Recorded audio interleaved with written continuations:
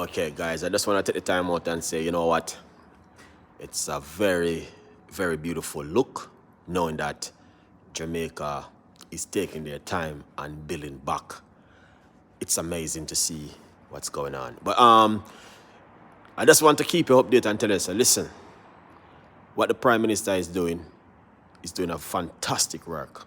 And you know what I mean, that's what I'm all about right now. Just want to see what he's doing and what he's doing. I want to ask you guys to encourage, not to pull down. All right?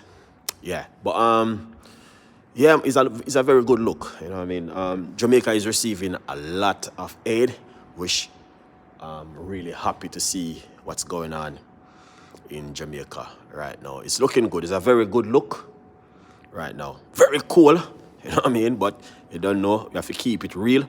And yeah, it's a good vibes. So that's what I take the time out to say. Thanks to every one of you guys, you know what I mean, who are support back home in Jamaica. A good vibes. Big up on yourself, and I'll catch up with you guys soon, man, in the next place. A good vibes. Shane on his way, I know.